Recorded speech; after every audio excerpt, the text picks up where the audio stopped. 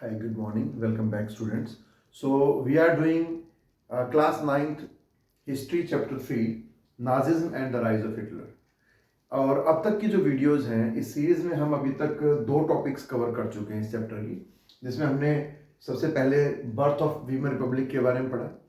World war one के बाद में कैसे ट्रीटी ऑफ वर्सेल्स के बाद एक डेमोक्रेटिक सोशलिस्ट गवर्नमेंट बनाई गई अलग अलग पार्टीज को मिला करके। फिर वीमर रिपब्लिक को कैसे लोगों ने मॉकिंगली नवंबर क्रिमिनल्स बोलना शुरू किया।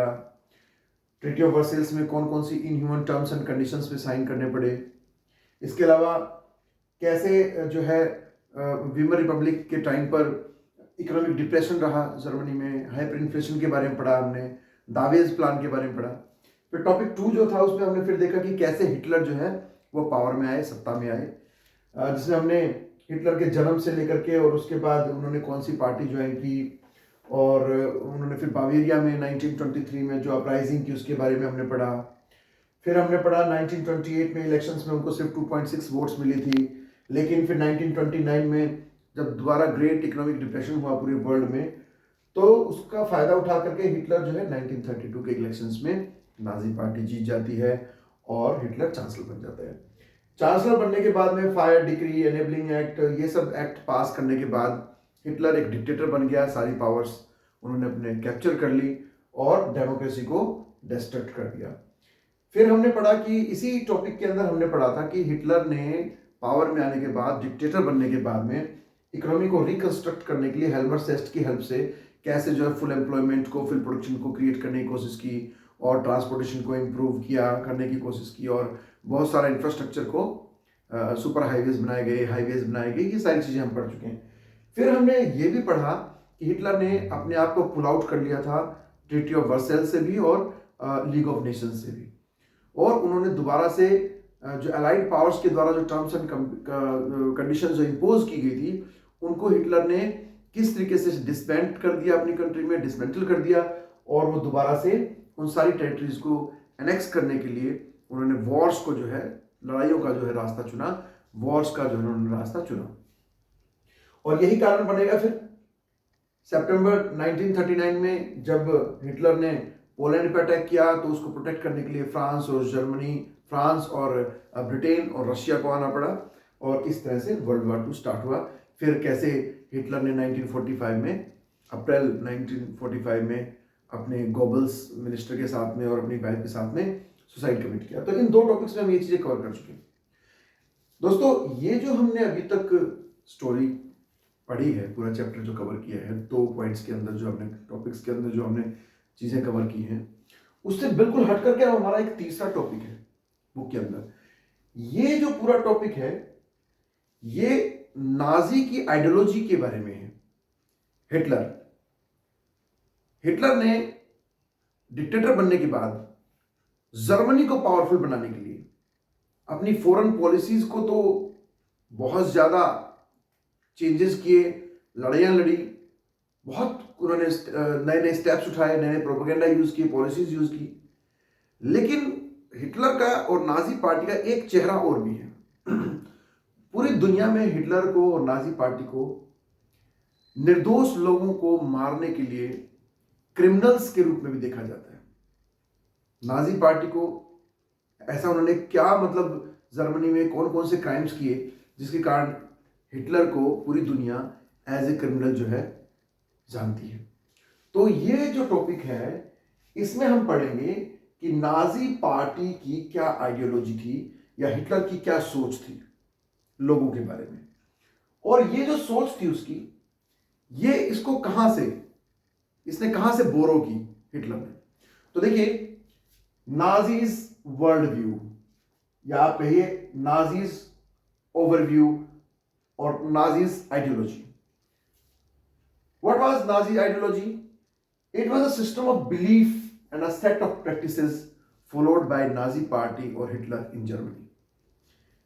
जर्मनी के अंदर हिटलर की क्या सोच थी, उसकी क्या बिलीफ्स थी, और उसी बिलीफ्स को लेते हुए उन्होंने बहुत सारी ऐसी प्रैक्टिसेस फॉलो की अपनी कंट्री के अंदर जिसके कारण लाखों लोगों को मारा गया।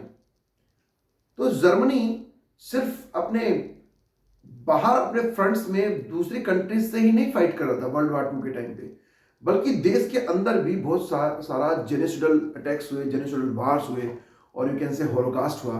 देश के अंदर भी, जर्मनी के अंदर भी नाजी पार्टी ने अनेकों ऐसे लोगों को मार दिया जो खुद जर्मन सिटीजन्स थे, लेकिन उनको रेसिज्म के कारण, रेसिस्ट आइडियोलॉजी के कारण नाजी पार्टी या जो हिटलर थे वो उनको जर्मनी के सिटीजन नहीं समझते थे।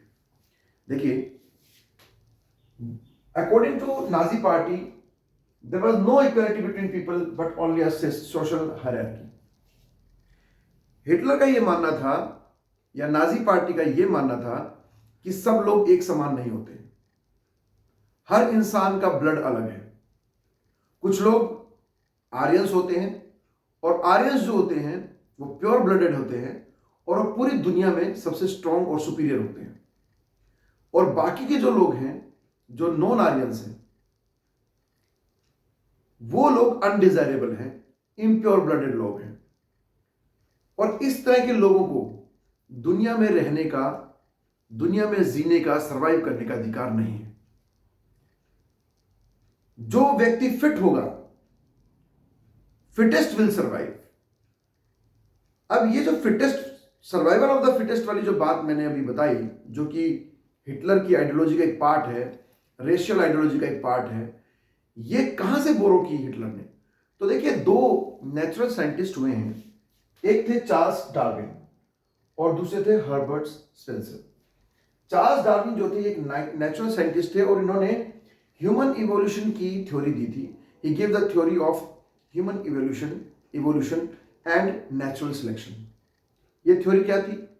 According to Charles Darwin, nature जो है ना बदलता रहता है, और इस बदलते हुए नेचर में वही जानवर या वही जीव जो है सर्वाइव कर पाएंगे जिसको नेचर सिलेक्ट करेगा। अगर कोई व्यक्ति बदलते हुए एटमॉस्फेयर, क्लाइमेटिक कंडीशंस के अकॉर्डिंग अपने आप को ट्रांसफॉर्म नहीं कर सकते हैं, तो फिर उनको इस दुनिया में जीने का अधिकार नहीं है। वो दुनिया, नेचर खुद उसको रिड्यूस कर देगा।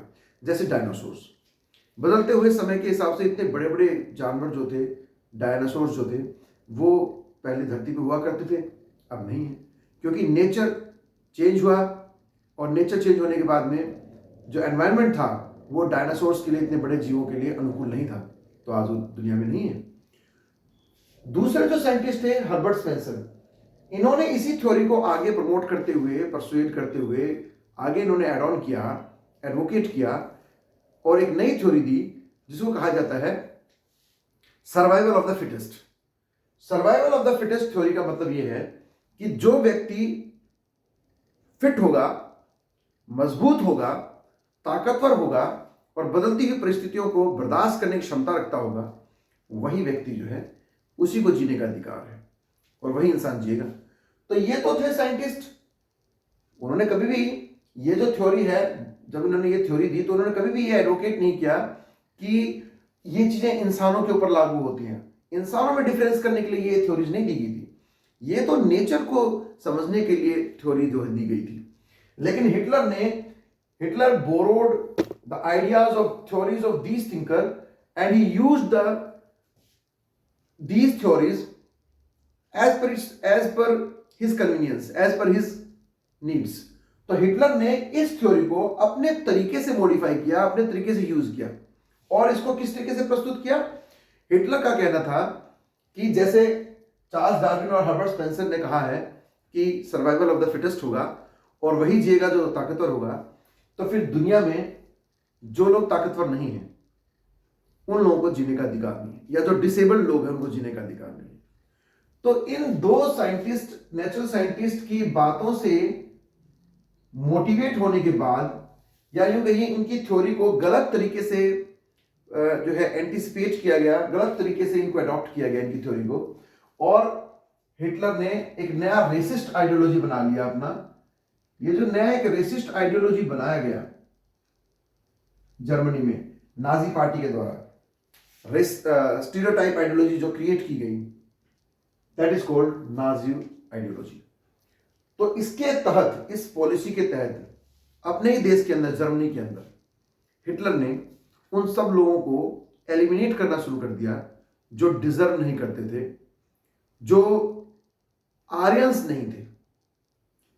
जर्मनी के अंदर जो blonde eye, blue eyed, Nordic German, Aryan German जो थे, हिटलर उनको सुपीरियर समझता था, या यूं समझिए ऊंची जाति समझता था। जैसे हमारे इंडिया में भी कास्टिज्म सिस्टम था ना, कुछ क्षत्रिय होते थे, कुछ ब्राह्मण्स होते थे, फिर कुछ उनसे नीचे फिर वैश्यास, शूद्रास, ऐसे करके हमारी कास्टिज्म सिस्टम था। और जो लोअर क्लास के जो लोग थे उनको स्कूल्स में जाने की परमिशन नहीं थी, उनको ऊंची जाति के साथ बैठने की परमिशन नहीं थी। इसी तरीके से जर्मनी के अंदर भी एक इस तरह का anti racist means racist racism को जो है प्रमोट किया गया। तो ये है नाजी ओवरव्यू। अब इसके लिए हिटलर ने क्या सोचा, हिटलर का मानना था कि ये जो नॉन आर्यंस है और स्पेशली ज्यूज, ये ज्यूज कौन होते हैं? देखिए, एक रिलीजन होता है जुडाइज्म। जुडाइज्म एक रिलीजन है जिनको हम हिंदी में कहेंगे यहूदी। जैसे क्रिश्चियंस को हम पारसी, क्रिश्चियंस को हम जो है ईसाई बोलते हैं, ऐसे यहूदी करके एक रिलीजन होता है जुडाइज्म। तो वो जो लोग फॉलो करते हैं उन्हें जूइस कहा जाता है। जुडाइज्म को, यहूदी रिलीजन को फॉलो करने वाले लोग जूइस कहलाते हैं। अब देखिए, इनसे ना एक एंशियंट एक हिस्ट्री जुड़ी हुई है जूइस के साथ में। वो ये कि जो जीसस क्राइस्ट थे, क्रिश्चियनिटी को जो लोग फॉलो करते हैं, जीसस क्राइस्ट को मानते हैं वो लोग, तो जो जीसस क्राइस्ट थे, जिन्होंने क्रिश्चियनिटी को स्टार्ट किया, रिलीजन को शुरू किया, उनको क्रोसिफाई किया गया था, जीसस क्राइस्ट को। तो जो क्रोसिफाई किया गया था, तो जिस राजा ने उनको क्रोसिफाई करने का, जिस गवर्नर ने उनको क्रोसिफाई करने का ऑर्डर दिया था, वो कौन से रिलीजन से था? वो ज्यूइश था। तो इसलिए ये जो हिटलर था, जो कि क्रिश्चियन थे बाय द रिलीजन, और नाजी पार्टी, वो ज्यूइश से बहुत नफरत करते थे। तो जितने भी ज्यूइश जर्मनी के अंदर थे, उन सबको जर्मनी से एलिमिनेट करने का इन्होंने कोशिश की, हिटलर ने और नाजी पार्टी ने। तो उसके लिए एक तो ज्यूइश को, इसके अलावा सिर्फ ज्यूइश नहीं, जो भी फिजिकली डिसेबल लोग थे या जो नॉन आर्यंस थे, आर्यंस को छोड़ के, जैसे जिप्सीज थे या कोई भी लोअर क्लास ट्राइबल पीपल थे, या जो मतलब आर्यन नहीं थे, जो ब्लू आइड पीपल नहीं थे, ब्लंड नहीं थे बाय देयर बॉडी, और जो नॉर्डिक जर्मन आर्यंस से बिलोंग नहीं करते थे। देखिए, जो ये नॉर्डिक जर्मन आर्यंस हैं, इनको कहा जाता था Aryans. They were Aryans. They were called pure-blooded people. They were called desirable people.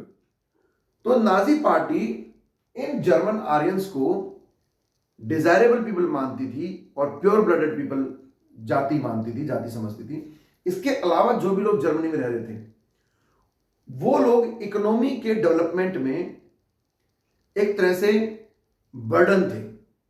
German economy को इंप्रूव करने में इनको बर्डन समझा जाता था। क्यों? क्योंकि अकॉर्डिंग टू हिटलर, इन लोगों को भी खाने के लिए अनाज की जरूरत पड़ती है, इनको भी ट्रांसपोर्टेशन यूज करना पड़ता है, इनके लिए बहुत सारा इकोनॉमिक जो है बर्डन उठाना पड़ता है कंट्री को। तो अकॉर्डिंग टू हिटलर, जो लोग हमारे देश के काम नहीं आ सकते, दे आर इम्प्योर ब्लडेड, और वो किसी काम के नहीं है, वो हमारे देश के ऊपर बर्डन है, और उनको एलिमिनेट करने से हमारे देश की इकोनॉमी को इंप्रूव किया जा सकता है।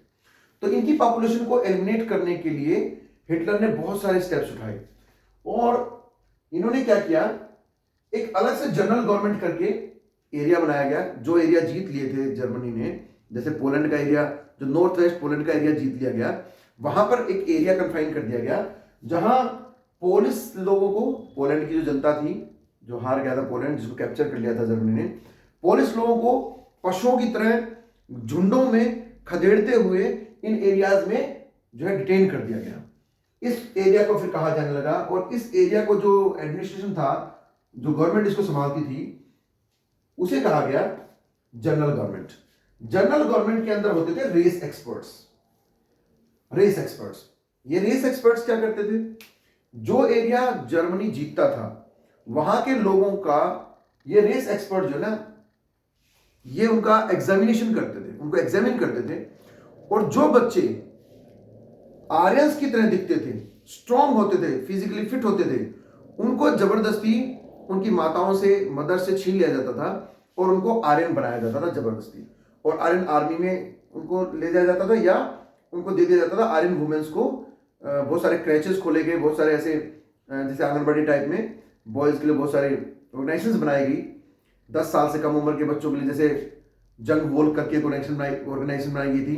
तो जो स्ट्रॉन्ग बच्चे होते थे उनको छीन लिया गया इन लोअर कास्ट लोगों से या नॉन आर्यन पीपल से, और उनको आर्यन फैमिली से भेजा गया ग्रो अप करने के लिए। और जो अकॉर्डिंग टू रेस एक्सपर्ट्स जो फिट नहीं थे, जर्मनी के सिटीजन बनने के बराबर नहीं थे, इक्विवेलेंट नहीं थे, उनको कंसंट्रेशन कैंप्स में भेज दिया गया या इस जनरल गवर्नमेंट के हवाले कर दिया गया। जनरल गवर्नमेंट का क्या काम था? जनरल गवर्नमेंट जो थी वो इन लोगों को कंसंट्रेशन कैंप में ले जाकर के, गैस चैम्बर्स में ले जाकर के, इनको भूखा रख करके, इनको पॉइजनस गैस वाले कमरे में बंद करके लास्ट में इनको मार दिया जाता था।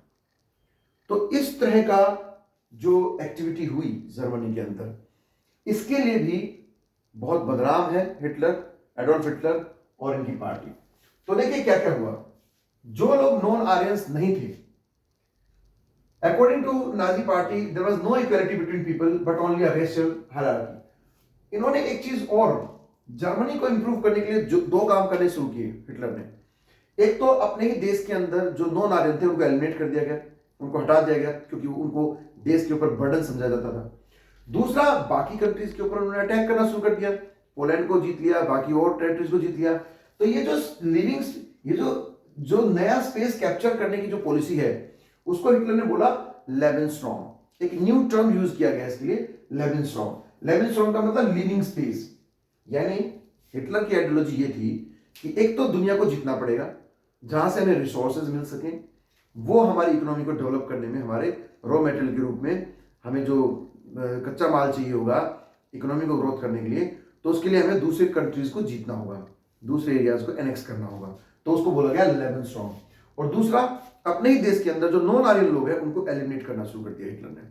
तो ये सारी चीजें जो है जर्मनी में हुई और लाखों लोगों को, जूइज को और जिप्सीज को, नॉन आर्यंस को मार दिया गया। यहां पर एक कानून बना दिया गया हिटलर ने।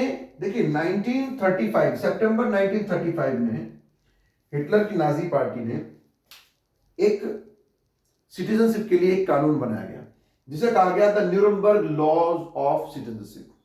तो इस न्यूरमबर्ग लॉज ऑफ सिटीजनशिप के अंदर ये सारे स्टेप्स उठाए गए।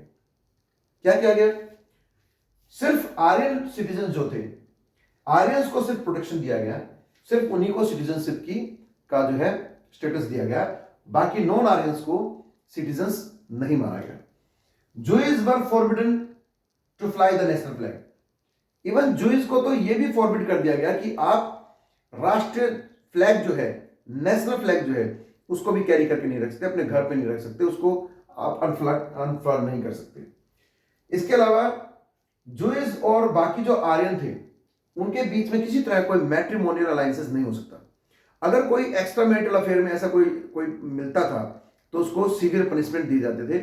जैसे कि एक एग्जांपल है कि अगर कोई लेडी किसी जूइज के साथ में अफेयर में पाई जाती थी तो उसका काला मुंह करके उसको गधे के ऊपर बैठा करके पूरे शहर में उसको घुमाया जाता था। उसके गले में जो है चप्पलों की और जूतों की माला पहने दी जाती थी और एक तख्ती टांग दी जाती थी, एक प्लेकार्ड टांग दिया जाता था जिस पर लिखा होता था कि मैंने अपने देश की इज्जत को धूल में मिला दिया, मैं अपने देश के अगेंस्ट मैंने एक काम किया है, मैंने अपने देश की इंसल्ट की है और मुझे कोई भी पनिशमेंट दिया जा सकता है, मैं उसके डिजर्व करती हूँ। तो इस तरीके से जो है मैरिजेस को बैन किया गया और जितने भी नॉन आर्यन लोग थे, जिप्सीज थे, जूइस थे, उनके बिजनेसेस को बॉयकॉट किया गया।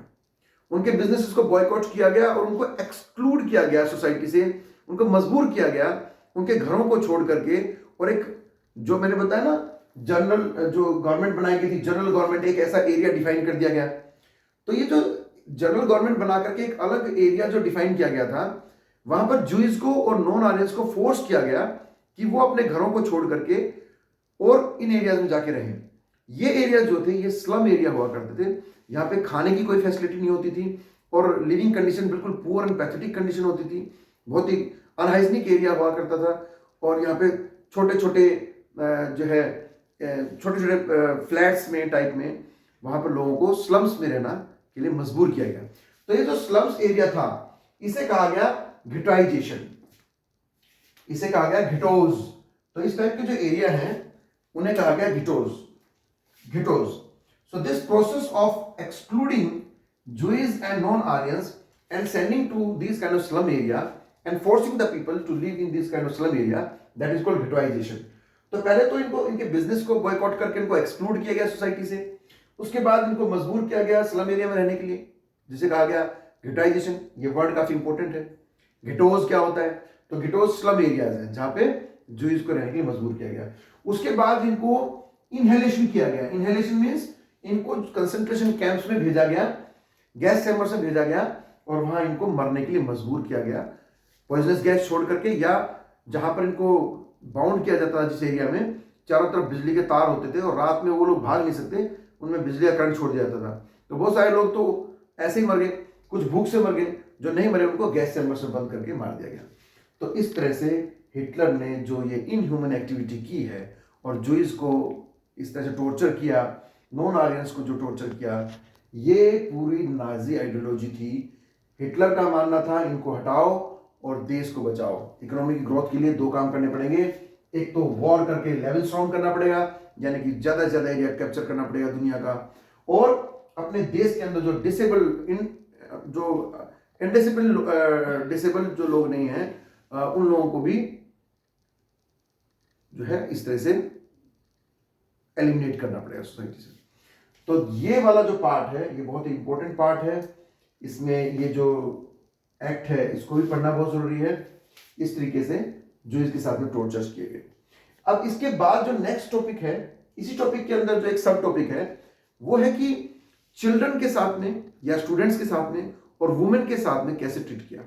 तो दोस्तों आज के इस लेक्चर में तो इतना ही काफी है, क्योंकि काफी लंबी वीडियो हो जाएगी otherwise. So see you students, I will see you letter.